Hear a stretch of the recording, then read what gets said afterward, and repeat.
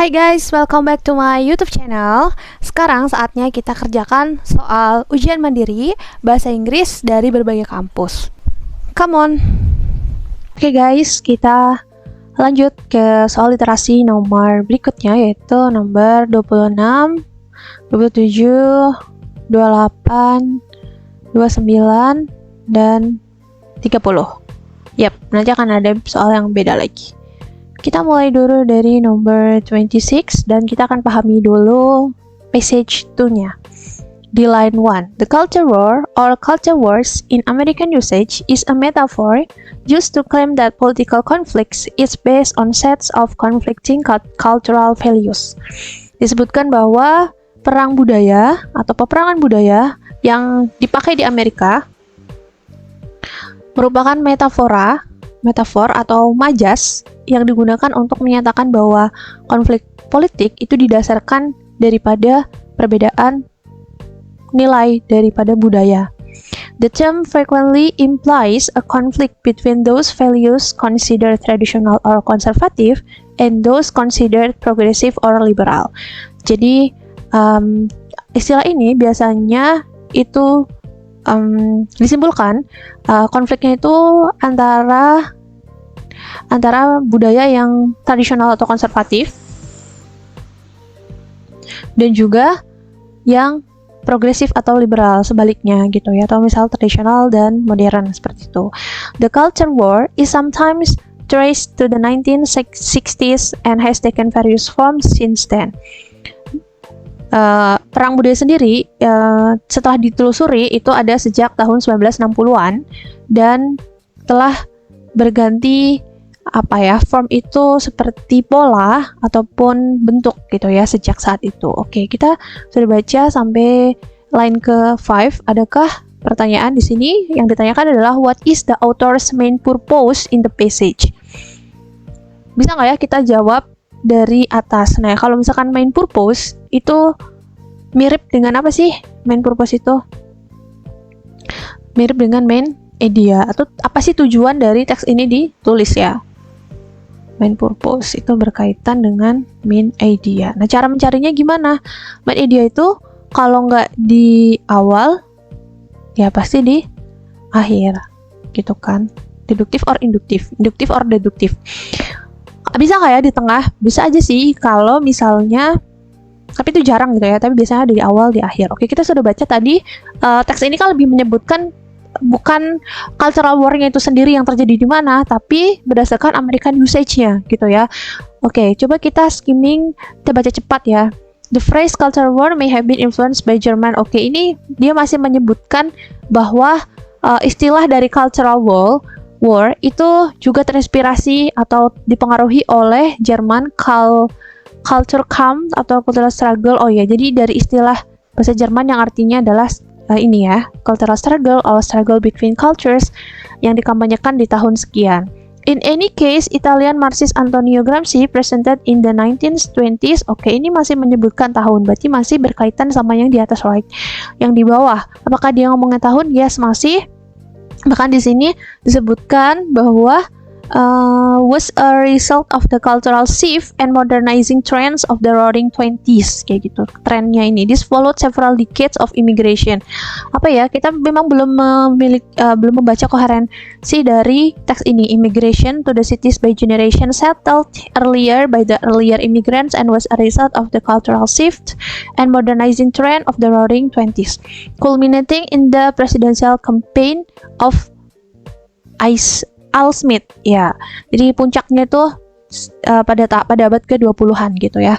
Jadi kira-kira main purpose-nya itu apa? Yang A itu explain what is meant by the culture war in the USA. Jadi istilah yang memang dijelaskan ya, istilah apa sih cultural war itu di USA versus USA. Bener gak tadi? Betul ya, kita keep ya jawabannya. Ini sudah align with paragraf pertama sampai yang akhir ya. Terus kalau yang B itu give a definition of cultural war. Memang apakah di situ tadi menyebutkan ada definition-nya? Aku rasa di situ tidak menyebutkan definisi yang misal cultural war is ada memang ya. Tapi tadi versi Amerika ya, karena di sini tadi dia menyebutkan bahwa seringnya itu dipahami sebagai konflik antara kaum tradisional dan juga atau paham tradisional dan liberal gitu ya. Jadi tidak secara umum, itu secara USA aja gitu ya. Jadi bukan definition ini yang B secara umum. Terus kalau yang C, to describe the culture war in German, apalagi Jerman, dia ini bukan Jerman, tadi dia hanya terinspirasi atau influence saja oleh Jerman. To classify the different kinds of culture war, kurang tersirat ya, kalau misalkan dia di sini classify gitu. Terus kalau explain about culture war in several countries, kayaknya nggak several karena hanya di USA saja. Right, jadi kita sudah nemu ya, jawabannya adalah yang A. To explain what is meant by the culture war in the USA. Oke.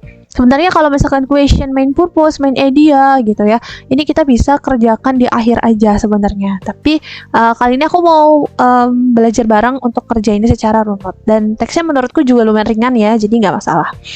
Oke, kita lanjut ke number 27. In line 1, the word metaphor could be best replaced by. Oke, kita sudah baca ya di sini. The culture war or culture wars in American usage is a metaphor used to claim that bla bla bla bla gitu intinya. Metafor ini atau bahasa Indonesia metafora. Metafora tuh apa sih? Dia itu adalah majas gitu kan. Majas yang salah teman-teman mungkin tahu, selain metafor itu ada lagi hiperbol gitu yang berlebih-lebihan gitu. Ini kan hanya istilah saja ya kalau misal metafor atau majas ini kan yang mengistilahkan hal ini gitu ya. Jadi kira-kira apa? Apakah A, figure of speech? Yap, ini ya, ini masuk ya. Yang kita cari, kita keep dulu. Kritik bukan kritik. Oke, kita tulis artinya kritik bukan kritik ya. Exaggeration itu artinya adalah berlebihan atau melebih-lebihkan. Explanation itu adalah menjelaskan. Kalau ironi itu ironis. Ironis. Kan bukan ya, bukan ironis, bukan kritik, bukan hanya menjelaskan gitu, tapi adalah figure of speech atau istilah gitu ya. Istilah atau majas. Oke, itu dia jawabannya. Kita langsung ketemu ya, nggak pakai lama. Lanjut ke number 28. It may be concluded from the passage that. Nah, kita kalau misalkan it may be concluded berarti kita nyari yang ada yang tersirat atau yang stated gitu ya. Concluded bisa juga dia stated ataupun dia correct gitu ya. Bukan incorrect, yang ada ya di situ. Itu apa sih? Coba tadi kita sudah baca dikit, ada yang nyangkut gak di sini? Misal A, the culture war is a war between advanced countries and developing countries. Bener gak sih advanced sama developing? Salah ya, karena kan tadi di sini itu adalah di antara traditional and liberal, conservative or progressive gitu ya. Jadi bukan yang A, karena bukan advanced and developing countries gitu. Yang B, the culture war is a conflict between two different cultural values in a society. Ya, ini masuk ya, two different cultural values gitu. Hanya perbedaan value dari culture sendiri di dalam society, yang mana ini merujuk kepada masyarakat yang ada di USA. Kita keep dulu. Yang C, the culture war is a war between the needy and greedy. No, ini bukan membahas tentang needy, orang yang butuh atau yang sangat pengen, dengan orang yang tamak gitu ya, atau serakah, greedy. No. But kalau yang D, the culture war is originated from Germany. Originatednya bukan from Germany, tapi dia terinfluence saja dari Jermani, yang artinya tadi adalah cultural struggling gitu ya. Jadi ini kurang tepat. Kalau yang E, the culture war is a war between the rich countries and the poor countries. Ini juga tidak masuk karena tidak membahas rich and poor gitu ya. Tapi jawabannya adalah yang B gitu ya. Kita temukan jawaban yang tepat karena hanya perbedaan dari budaya saja. Oke, yang tadi ada di sini gitu kan. The term frequently konservatif and liberal. Ini kan maksudnya ada dalam satu society yang memang value-nya itu berbeda dan seringnya konflik gitu ya. Memang gimana kejadiannya nanti kita bahas lagi kalau ada soal yang ngebahas itu ya. Oke, lanjut ke number 29. Culminating in the line 19 is closest in meaning to which of the following. Jadi kata culminate, bahasa Indonesia culminate itu apa sih? Culminate itu sebenarnya dia biasanya di istilah kalau ada di farming atau di agriculture ya, culminate. Yang itu artinya adalah seperti yield, yaitu panen. Gitu kan, culminate atau result gitu ya.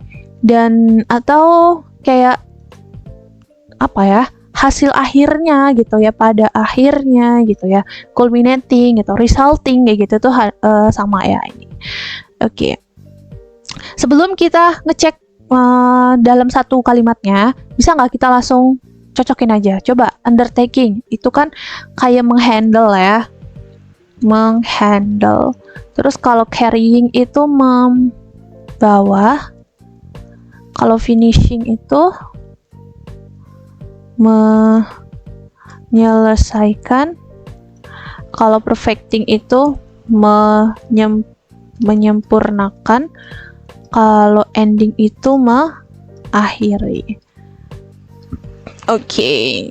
Jadi mana yang cocok? Tentu saja yang kalian mungkin ada yang berpikir yang C gitu ya, menyelesaikan, ada yang I gitu. Oke, kemungkinannya besar memang C sama I. Jadi kita cek aja ya di sini culminating yang ada di sini kan, culminating in the presidential. Oke, kita baca dari sini ya.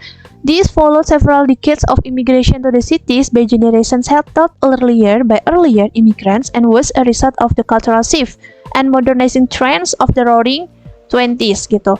Jadi perubahan atau konflik budaya tadi itu diikuti oleh imigran ini ya, imigran yang masuk, di mana di situ sudah ada earlier imigran juga, dan hasilnya adalah perubahan atau modernisasi tren dari budaya itu gitu yang pecah pada abad ke-20-an. Culminating in the, jadi kayak sampailah gitu ya, sampailah dia ke presidential campaign of Al Smith gitu ya.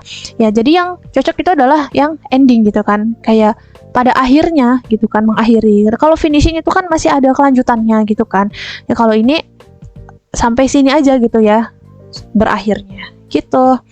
Oke, next to number 30, ya ini yang terakhir gitu ya. Masih inget gak yang UTBK ada author tone? Kalian suka gak soal ini? Author tone itu paling gampang tapi tricky ya, karena kita kan harus baca semuanya. Dan untungnya kita memang sudah baca semuanya, jadi kita nggak asal tebak. Coba langsung dipilih aja. Kalau akusatif itu kan menyalahkan. Informatif itu ya informatif ya, memberikan informasi. Kalau evaluatif itu mengevaluasi.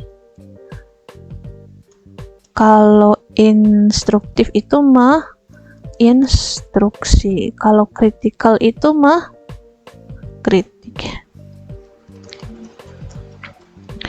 Oke, jadi mana yang cocok sesuai dengan yang sudah kita baca tadi? Ya, yang informatif, karena teks ini memberikan informasi ya tentang cultural wars, definition or termination gitu dari USA gitu, metafor. Ya, bukan yang lain. Oke, itu dia. Next nanti akan ada soal yang berbeda lagi. Pantengin terus videonya, jangan lupa share video ini, like, komen. Terima kasih banyak. Bye-bye. Thanks for watching. Jangan lupa share video ini, kasih komen juga gimana penjelasannya, dan jangan lupa share supaya teman-temanmu ikut belajar. Thank you.